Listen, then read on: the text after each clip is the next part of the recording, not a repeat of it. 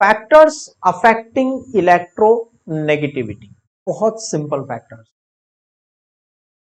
अगर कोई एटम छोटा होगा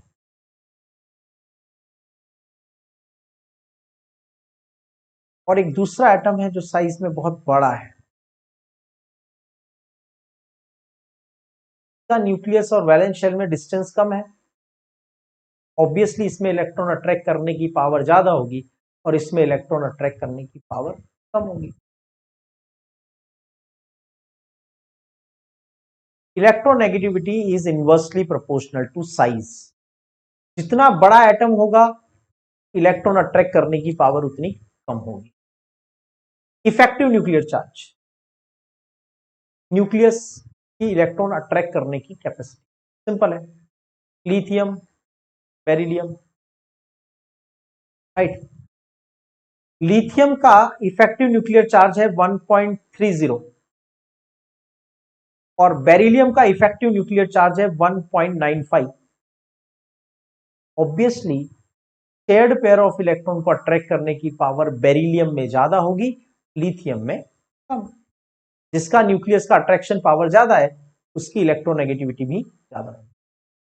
ऑक्सीडेशन स्टेट, ऑक्सीडेशन स्टेट का मतलब होता है कि जब कोई एलिमेंट कंपाउंड बनाता है तो उस एलिमेंट के ऊपर कुछ चार्ज होता है, उस चार्ज को हम कहते हैं ऑक्सीडेशन नंबर। जैसे अगर मैंने बनाया FeCl2 और मैंने बनाया FeCl3, तो यहां आयरन पे चार्ज होगा +2 और यहां आयरन पे चार्ज होगा +3, तो मैं कहूंगा आयरन का ऑक्सीडेशन स्टेट +2 है और यहां पे मैं कहूंगा आयरन का ऑक्सीडेशन स्टेट कितना है, +3। सिंपल। एंड ऑब्वियसली अगर एलिमेंट का ऑक्सीडेशन स्टेट यानी उस पर जो चार्ज है वो ज्यादा पॉजिटिव है, मोर पॉजिटिव, तो will be having more capacity to attract the electron. तो क्या हो जाएगा, electronegativity of more positive will be more, electron attract करने की पावर ऑब्वियसली आयरन +3 में आयरन +2 से ज्यादा हो। These are the simple factors affecting electronegativity. इसके बेसिस पे जब हम पीरियड में लेफ्ट टू राइट जाएंगे, जब हम किसी पीरियड में लेफ्ट टू राइट जाते हैं तो क्या होता है, what happens to the size, size decreases. And what happens to the effective nuclear charge? Increases. दोनों ही फैक्टर एक ही डायरेक्शन में जा रहे हैं, साइज कम हो रहा है, इलेक्ट्रॉन का अट्रैक्शन बढ़ेगा मतलब इलेक्ट्रोनेगेटिविटी बढ़ेगी। इफेक्टिव न्यूक्लियर चार्ज बढ़ रहा है मतलब इलेक्ट्रॉन अट्रैक्ट करने का पावर बढ़ रहा है मतलब इलेक्ट्रोनेगेटिविटी बढ़ेगी। तो दोनों का कंबाइंड रिजल्ट क्या होगा, इलेक्ट्रोनेगेटिविटी विल इंक्रीज। पीरियड में लेफ्ट टू राइट जब जाते हैं तो इलेक्ट्रोनेगेटिविटी बढ़ती है, जैसे lithium, beryllium, boron, carbon, nitrogen, oxygen, chlorine.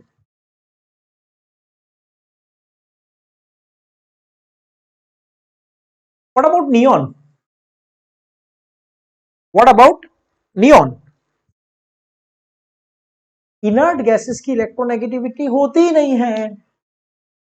Simple logic, मैंने क्या कहा था, इलेक्ट्रोनेगेटिविटी तब डिफाइन करेंगे, तब मेजर करेंगे जब वो किसी दूसरे एलिमेंट के साथ बॉन्ड बनाएगा। नियॉन तो किसी दूसरे एलिमेंट के साथ बॉन्ड बनाता ही नहीं है क्योंकि ये तो इनर्ट गैस है।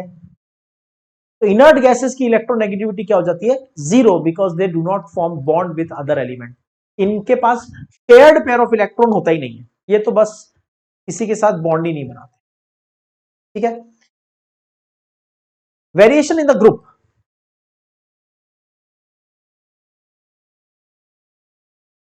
जब हम ग्रुप में नीचे जाते हैं तो इफेक्टिव न्यूक्लियर चार्ज तो कांस्टेंट रहता है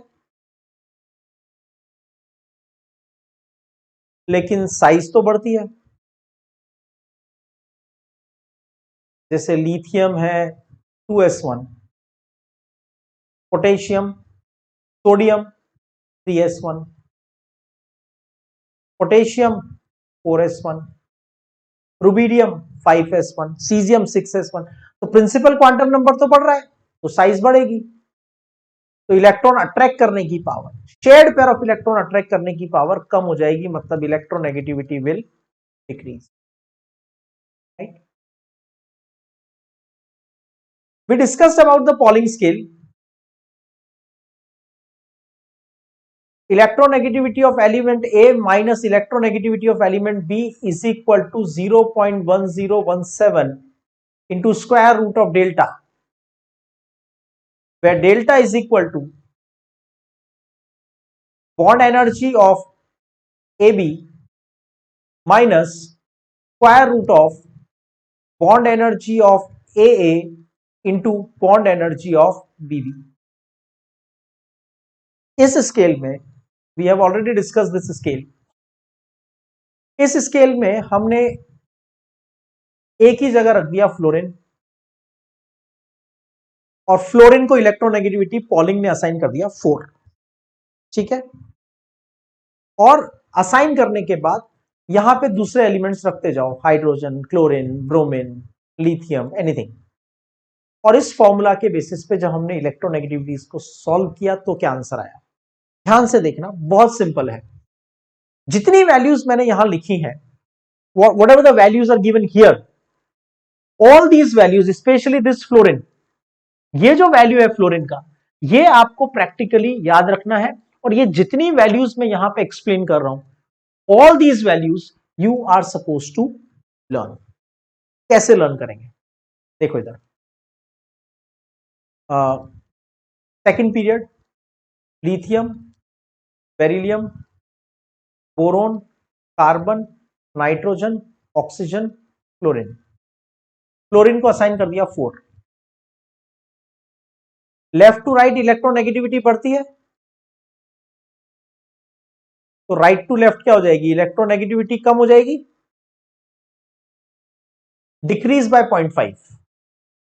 जो पॉलिंग का फॉर्मूला सॉल्व करके आंसर आता है, तो इसमें क्या होगा, लेफ्ट टू राइट जाएंगे तो 0.5 कम हो जाएगा, मतलब ये कितना हो जाएगा 3.5, तो ये कितना हो जाएगा 3, ये कितना हो जाएगा 2.5, this will become almost 2, right, and this will become, वैसे 1.9 के आसपास होता है, but let's take it 2, this is 1.5 and this is, ठीक है। Third period, sodium, magnesium, aluminium, silicon, sulphur, phosphorus, sulphur, chlorine. Chlorine का इलेक्ट्रोनेगेटिविटी आता है 3। अब यहां से आपको लिथियम के कंपैरिजन में सोडियम का इलेक्ट्रोनेगेटिविटी थोड़ा कम है, 0.9 है। देखो, लिथियम से बेरिलियम, बेरिलियम से बोरोन, बोरोन से कार्बन, कार्बन से नाइट्रोजन, जब आप लेफ्ट टू राइट जा रहे हो तो electronegativity is increasing by 1 in the second period. In third period it will increase by 0.3। ये ट्रिक है, याद रखना पड़ेगा, ठीक है। तो आपको करना क्या है, और सिंपल कर लेते हैं, लिथियम को 1 बोल दो और सोडियम को 0.9। सेकेंड पीरियड में जब लेफ्ट टू राइट जाओगे तो electronegativity will increase by 0.5, 1, 1.5, 2, 2.5, 3, 3.5 and 4।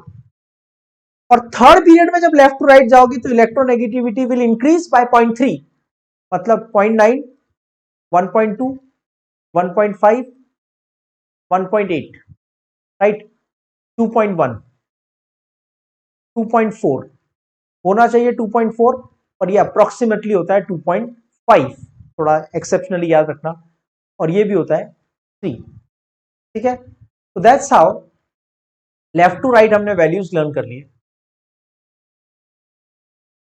Lithium को लिखा 1 and then we are increasing by 0.5, 0.5,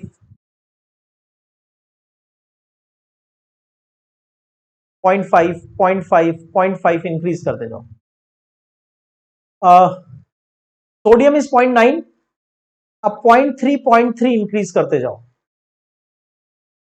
लेकिन यहां पे 0.3 की जगह 0.4 का इंक्रीज होगा और यहां 0.4 की जगह 0.5 का इंक्रीज होगा. That much you have to remember. Other electronegativities,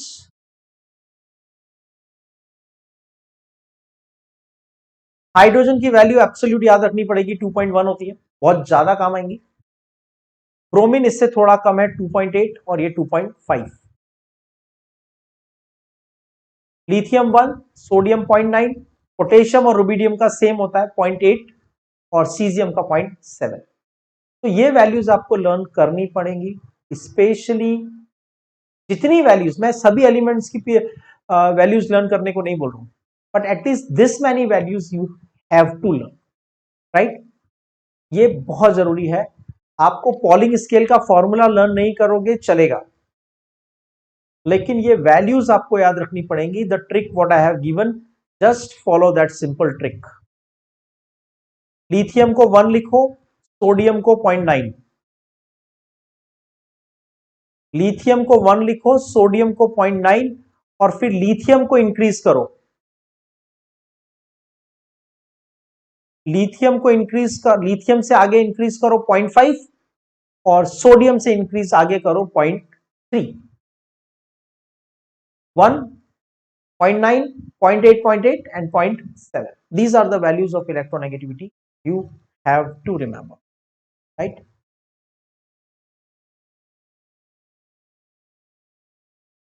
Now, some values in general. Electronegativity of inert gas is 0. Why? Because they do not form chemical bond.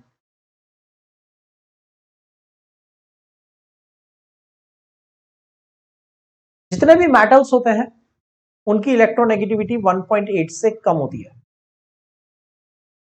Non metal की इलेक्ट्रोनेगेटिविटी नॉर्मली 2 या उससे ज्यादा होती है, normally 2, 2.1 and more than that, right. Metalloid की electronegativity approximately 1.8 to 1.9 के बीच में होती है.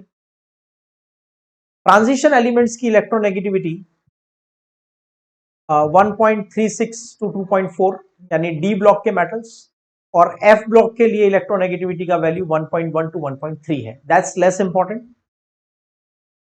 Inert gas 0, all metals, lithium, sodium, potassium, D block के मेटल्स, राइट, इन सबकी इलेक्ट्रोनेगेटिविटी दिस इज 1.4. इन सबकी इलेक्ट्रोनेगेटिविटी 1.8 से कम होती है, ठीक है. अगर इलेक्ट्रोनेगेटिविटी 2 या उससे ज्यादा है तो एलिमेंट को बोलते हैं non metal.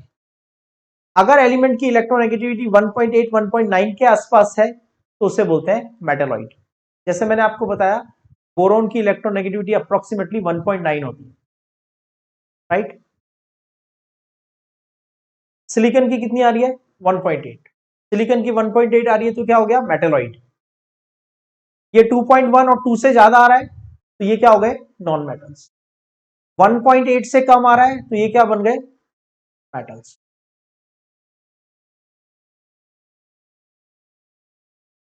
So these are the rough values, the estimated rough values which you need to remember, the boundaries. 1.8 से कम है तो मेटल, 1.8, 1.9 है तो मेटलॉइड, 2 और हायर है तो non metal. These 3 values you need to remember, and most of this these values you have to remember this. In rest of the chemistry till 12th standard and all chapters, in all the chapters, I repeat, in all the chapters, be it organic, inorganic, physical, some or the other way, we require the concept of electronegativities, and these values will be used very frequently. I repeat, must learn the values. Properly memorise कर लो, क्योंकि अगर आप इन values को learn नहीं करोगे तो काम नहीं चलेगा. आपको ये वैल्यूज के बेसिस पे बहुत सारी फिजिकल और केमिकल प्रॉपर्टीज एक्सप्लेन करनी पड़ेंगी, and that is why it is required for rest of the entire chemistry. Electron gain enthalpy की वैल्यूज आप ऑर्गेनिक, इनऑर्गेनिक और फिजिकल में मोस्टली कहीं यूज नहीं करने वाले, लेकिन इलेक्ट्रोनेगेटिविटी की वैल्यू आप पूरी केमिस्ट्री में यूज करने वाले हो। सो प्लीज इन वैल्यूज को लर्न करना, ठीक है। सिंपल आइडिया क्या करना है आपको, कैसे काम आएगी वैल्यू। अगर मैंने सी का बॉन्ड H के साथ बनाया या सी का बॉन्ड मैंने क्लोरीन के साथ बनाया, तो क्या होगा, क्लोरीन की इलेक्ट्रॉन अट्रैक्ट करने की पावर है 3 और कार्बन की इलेक्ट्रॉन अट्रैक्ट करने की पावर है शेयर्ड पेयर ऑफ इलेक्ट्रॉन 2.5। इसका मतलब इलेक्ट्रॉन अट्रैक्ट करने की पावर ज्यादा किसमें है, तो शेयर्ड पेयर थोड़ा क्लोरीन की तरफ शिफ्ट हो जाएगा, पूरा नहीं, पूरा का पूरा ट्रांसफर नहीं होगा क्योंकि कार्बन छोड़ेगा नहीं, हाँ थोड़ा डिस्प्लेस हो जाएगा, थोड़ा शिफ्ट हो जाएगा टुवर्ड्स क्लोरीन। तो क्लोरीन पे आ जाएगा थोड़ा नेगेटिव, हाइड्रोजन पे आ जाएगा थोड़ा positive, partial negative partial positive, right. तो दैट्स हाउ वी डिसाइड कि बॉन्ड में कोई चार्ज होंगे या नहीं होंगे। इस तरह के बहुत सारे कंसेप्ट्स में हम इलेक्ट्रोनेगेटिविटी को यूज करेंगे। मैंने यहां पे सिर्फ एक आइडिया दिया है, ठीक है। सो प्लीज इलेक्ट्रोनेगेटिविटी के टॉपिक को बहुत अच्छे से समझो और स्पेशली इन वैल्यूज को बहुत अच्छे से याद रखो। Without these values you will not be able to solve many questions.